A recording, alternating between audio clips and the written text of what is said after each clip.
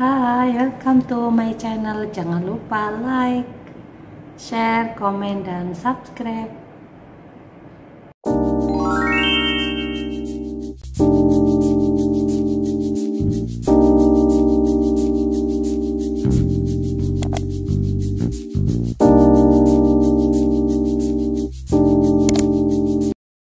Assalamualaikum warahmatullahi wabarakatuh.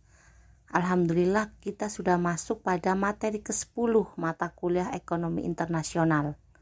Kali ini kita akan membahas tentang pasar uang, suku bunga, dan pasar valuta asing. Baik, untuk mengawali, yang pertama adalah kita akan membahas tentang pengertian atau definisi pasar uang. Pasar uang ini ada banyak pengertian. Ya, ini saya mengambil beberapa pengertian. Nanti mahasiswa bisa memilih mana yang sekiranya paling memahamkan ya, atau mahasiswa juga bisa menyimpulkan pengertian pasar uang menurut diri sendiri dari beberapa pengertian ini. Di dunia investasi, pengertian pasar uang adalah kegiatan perdagangan surat berharga atau efek untuk memenuhi permintaan dan penawaran dana dalam jangka waktu pendek tanpa batasan tempat. Karena periode tempo pasar uang sangat pendek dan tujuannya utamanya untuk membantu orang yang memerlukan dana. Sehingga nama lain pasar uang adalah pasar kredit jangka pendek. Lalu pengertian pasar uang lainnya adalah tempat bagi pihak atau perseorangan untuk dapat meminjam dana dengan tingkat bunga sebagai imbalan atau keuntungan yang ditawarkan kepada pemberi dana. Pasar uang adalah kegiatan perdagangan surat berharga untuk memenuhi permintaan dan penawaran dana dalam jangka waktu pendek tanpa batasan tempat. Menurut KBBI, pasar uang adalah pasar abstrak yang mempertemukan permintaan dan penawaran dana jangka pendek antara 1 sampai 360 hari dari calon penanam dan pencari modal. Berikutnya pengertian pasar uang lainnya. Pasar uang adalah pasar yang melibatkan pembelian dan penjualan sejumlah besar produk utang jangka pendek. Seseorang dapat berinvestasi di pasar uang dengan membeli reksadana pasar uang, membeli surat utang negara, atau membuka rekening pasar uang di bank. Menurut bi.go.id, pasar uang adalah bagian dari sistem keuangan yang berhubungan dengan kegiatan perdagangan, pinjam-meminjam, atau pendanaan berjangka pendek sampai dengan 1 tahun dalam mata uang rupiah dan valuta asing. Pasar uang berperan dalam transmisi kebijakan moneter, pencapaian stabilitas sistem keuangan, dan kelancaran sistem pembayaran. Selanjutnya, ciri-ciri pasar uang. Ciri-cirinya adalah periode temponya sangat pendek, sehingga hanya bisa memenuhi permintaan dan penawaran dana yang dibutuhkan dalam jangka pendek. Mekanisme pasar uang dikhususkan untuk menjembatani antara pihak memerlukan dana dengan orang dengan dana berlebih. Ini kalau dalam kehidupan kita sehari-hari itu nasabah dengan bank, kemudian pasarnya itu adalah bank yang untuk bertransaksi begitu ya. Tapi ini dalam jangka pendek, tidak dalam jangka waktu yang lama. Karena batasnya tadi 1 sampai 360 hari atau 1 tahun. Pembahasan berikutnya yaitu mulai tentang perbedaan pasar uang dengan pasar modal. Perbedaan pasar uang dan pasar modal yang pertama terletak pada waktu dan tempat perdagangan. Transaksi pasar modal biasanya memiliki waktu efektif tertentu serta hanya bisa terjadi dalam bursa efek. Sedangkan pasar uang dapat dilakukan kapan dan di mana saja. Perbedaan lain itu pada prinsip dan mekanisme transaksi. Perbedaan pasar uang dan pasar modal tidak terlalu signifikan. Kedua pasar tersebut sama-sama membutuhkan pihak-pihak perantara dan pengawas guna menjamin kelancaran transaksi. Jadi ada perantaranya atau namanya atau istilahnya makelar ya, itu ada sendiri istilahnya dalam pasar modal itu apa makelar itu. Dalam pasar uang juga. Lalu pengawas pastinya kalau tidak ada pengawas seperti OJK gitu ya atau BI kan tidak mungkin dikiranya pasar uang tersebut tidak aman atau tidak legal begitu. Yang selanjutnya adalah fungsi pasar uang. Yang pertama, mempermudah emiten memperoleh bantuan dana jangka pendek. Jadi emiten merasa terbantu adanya bantuan dana dalam mencari tambahan modalnya ya, jadi tidak bingung. Yang kedua, meningkatkan laju pembangunan negara. Jadi dari beberapa instrumen pada pasar uang itu diterbitkan oleh pemerintah dalam rangka mencari suntikan modal dari masyarakat untuk keperluan pembangunan negara. Jadi secara tidak langsung masyarakat yang menggunakan atau yang melakukan transaksi dalam pasar uang itu juga bisa dalam rangka meningkatkan laju pembangunan negara. Yang ketiga, menghimpun dana masyarakat yang berlebih. Nah, kalau ada masyarakat yang dananya berlebih, buat apa? Ya sudah, ditaruh atau dilakukan transaksi saja di pasar uang. Berikutnya, mencegah terjadinya krisis. Keberhasilan pasar uang mampu mempengaruhi mobilitas keuangan dan kebijakan moneter. Pasar uang dalam bank sentral berfungsi untuk mengendalikan kestabilan laju sistem perbankan. Sehingga fungsi pasar uang adalah mencegah terjadinya krisis uang atau ekonomi dalam suatu negara. Mantap sekali ya fungsinya. Yang berikutnya, menyediakan opsi investasi low risk bagi investor. Bagi investor yang takut resikonya tinggi, kemudian nanti ada apa-apa, ini ada di pasar uang yang menyediakan opsi investasi yang rendah resiko bagi investor. Lalu ada beberapa pendapat lain tentang fungsi pasar uang. Ya, simak selanjutnya.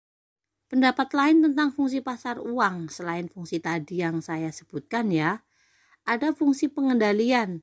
Secara tidak langsung pasar uang memiliki fungsi sebagai pengendali moneter yang ada karena penguasa moneter ketika mereka melakukan operasi pasar terbuka. Di Indonesia, operasi pasar terbuka diadakan oleh Bank Sentral Indonesia melalui pasar uang. Operasi pasar terbuka biasanya menggunakan instrumen seperti surat berharga pasar uang dan sertifikat Bank Indonesia atau SBI. Fungsi kedua adalah fungsi perantara atau mediator. Nah, kalau tidak ada pasar uang, bagaimana akan terjadi transaksi antara pemilik dana dengan lembaga keuangan gitu ya. Jadi kalau ada pasar uang, itulah fungsinya sebagai perantara atau mediator. Berikutnya ada fungsi likuiditas. Fungsi likuiditas merupakan fungsi utama dari pasar uang. Fungsi ini memiliki kemampuan untuk perusahaan agar memenuhi kewajibannya untuk membayar hutang, terutama yang mendekati atau yang sudah lewat dari jatuh tempo. Jadi kalau ada utang perusahaan kemudian butuh cepat liquid atau cepat nyaur karena sudah lewat atau sudah jatuh tempo, itu berarti sekali adanya pasar uang. Karena uang disebut itu sangat liquid atau mudah untuk dicairkan.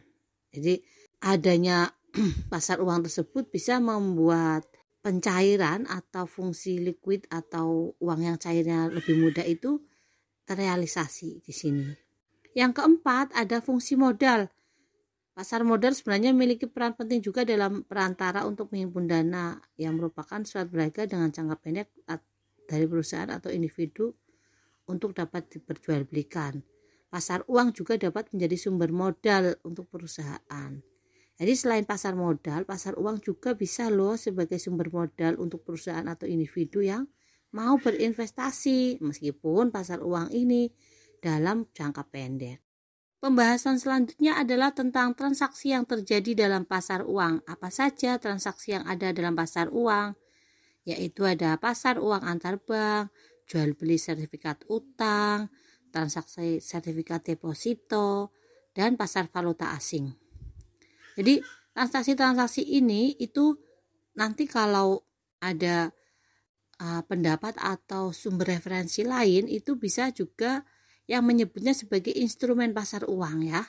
Ini di bawah juga ada instrumen pasar uang. Jadi kalau mahasiswa menemukan instrumen pasar uang atau transaksi yang terjadi dalam pasar uang itu sama ya, maksudnya itu sama, itulah transaksi atau itu instrumennya yang ada dalam pasar uang.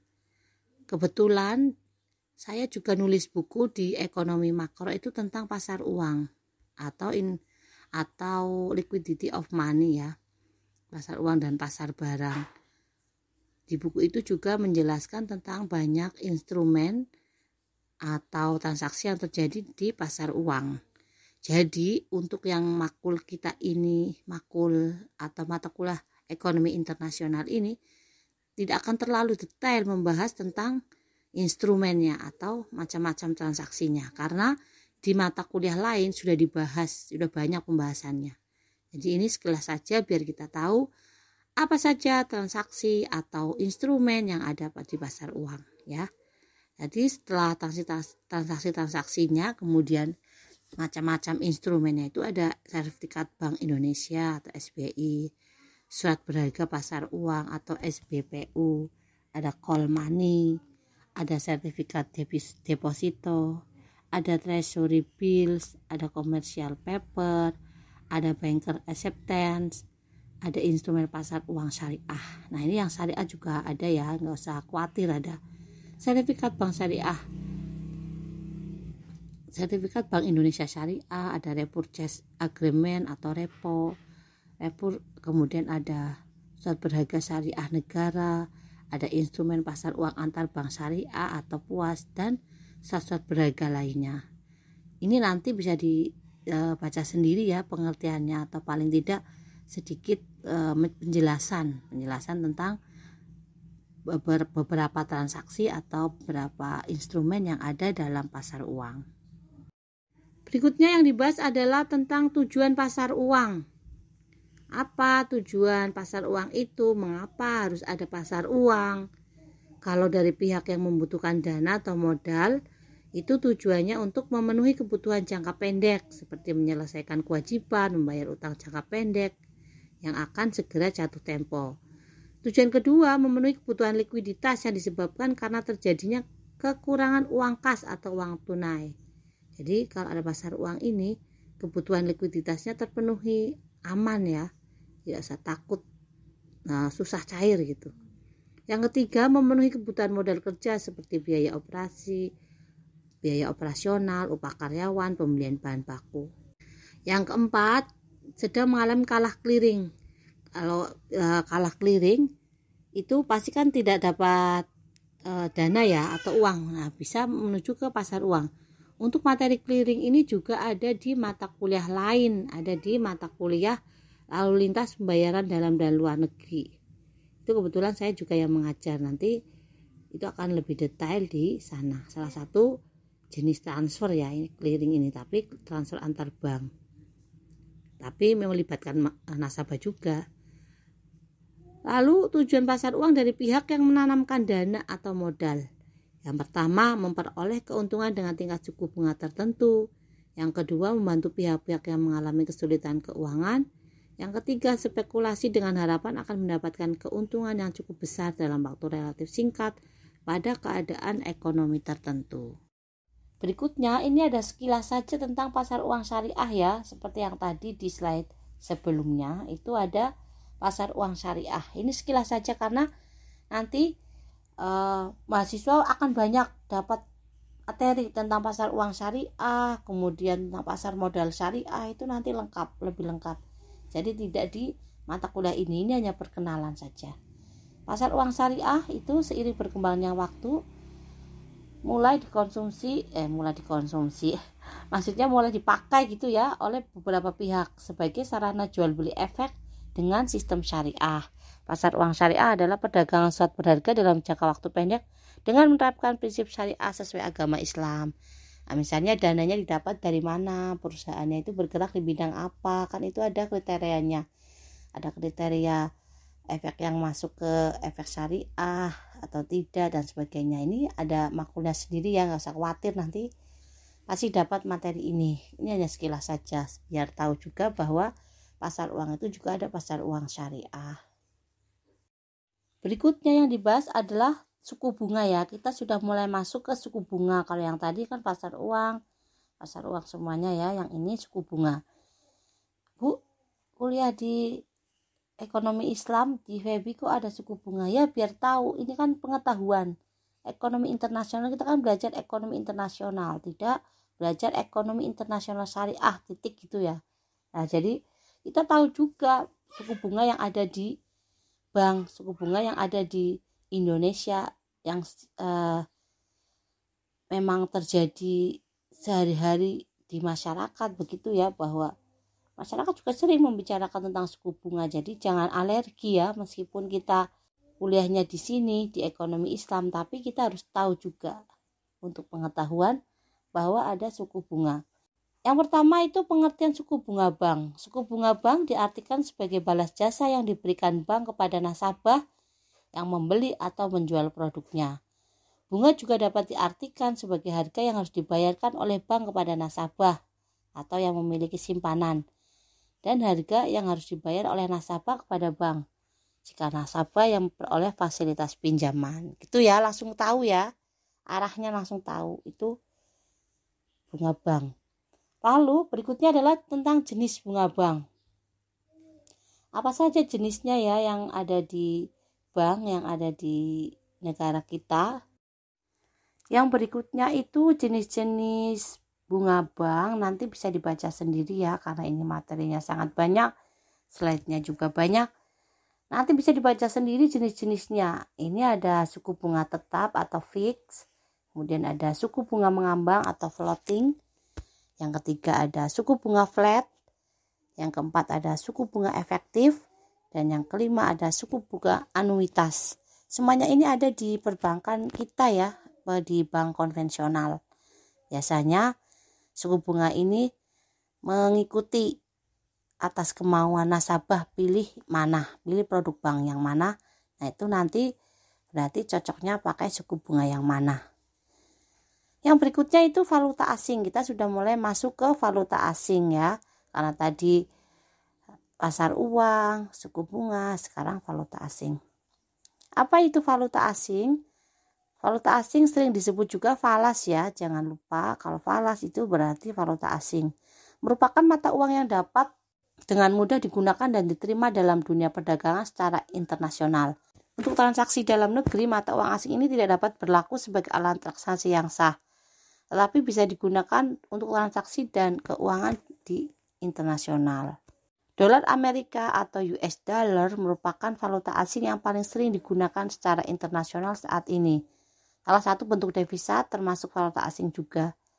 Tempat transaksi falas disebut pasar valuta asing. Pasar valuta asing adalah tempat bertemunya permintaan dan penawaran terhadap valuta asing. Aktivitas dalam pasar valuta asing berupa pertukaran valuta asing yang dilakukan perorangan maupun perusahaan atau pemerintah. Berikutnya, pihak-pihak siapa saja yang terlibat dalam valuta asing? Pihak-pihak yang terlibat itu ada bank umum, bank sentral, para dealer valuta asing, dan para agen retail valuta asing, termasuk perusahaan-perusahaan jasa penukaran mata uang atau valuta asing. Money changer ini ya masuk ke sini juga. Para pihak melayani penjualan dan pembelian valuta asing. Money changer itu atau tempat pertukaran uang asing itu juga masuk dalam pihak yang terlibat dalam valuta asing.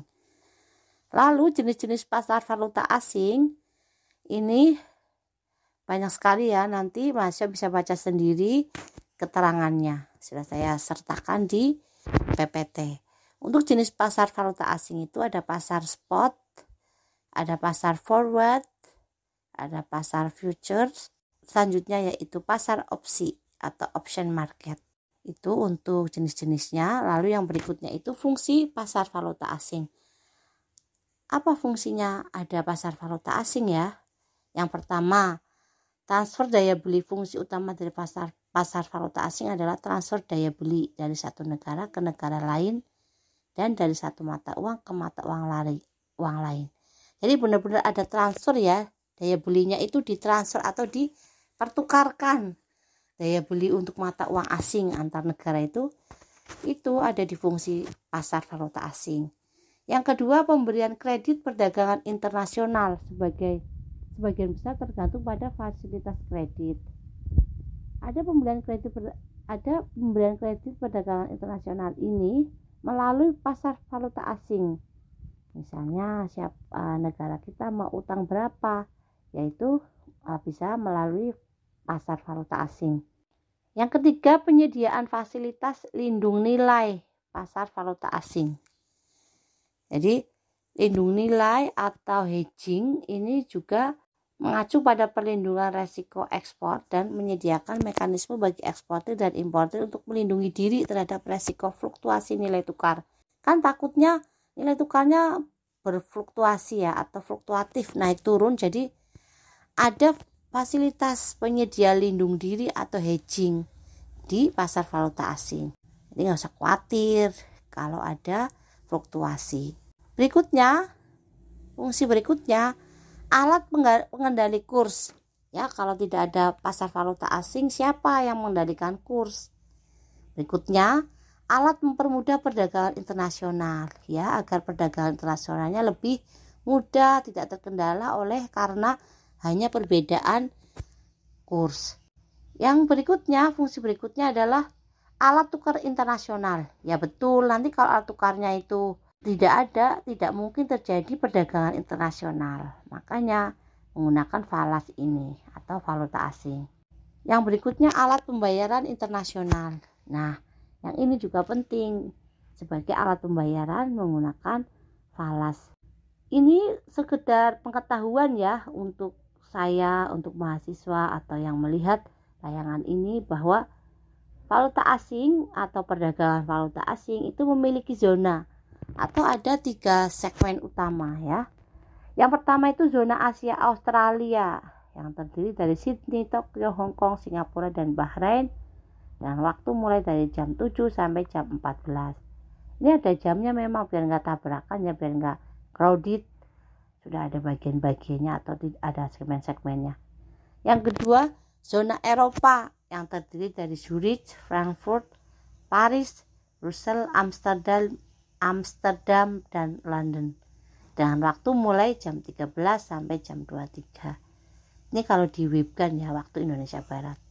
Yang ketiga itu zona Amerika Utara yang terdiri dari New York, Montreal, Toronto, Chicago, San Francisco, dan Los Angeles dengan waktu mulai 19.30 sampai jam 4 WIB.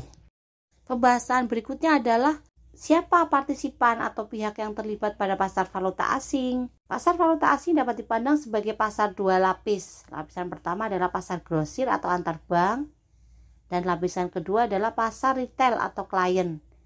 Partisipan dalam pasar valuta asing dibedakan menjadi 5 kelompok, yaitu bank internasional, nasabah bank, dealer non-bank, pialang valuta asing, dan bank sentral. Jadi ada bank internasional atau bank dunia, kemudian ada nasabah bank, kemudian ada dealer non-bank, ada perusahaan atau lembaga yang ditunjuk tapi dia bukan perbankan ya, atau non-bank. Lalu ada pialang atau makelarnya dalam valuta asing. Yang terakhir ada bank sentral masing-masing negara.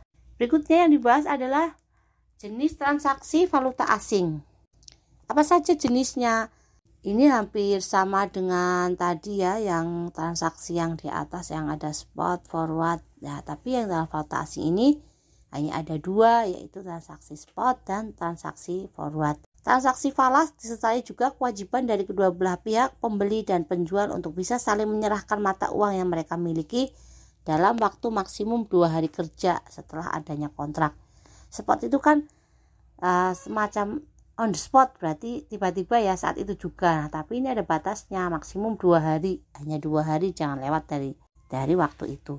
Yang berikutnya transaksi forward itu hampir sama, tetapi perbedaannya adalah di waktu penyerahan mata uang dari masing-masing pembeli dan penjual yang dalam kurun waktu lebih dari 2 hari kerja. Jadi ini forward ada kemudian ya, jadi tidak hanya 2 hari tapi lebih dari 2 hari kerja.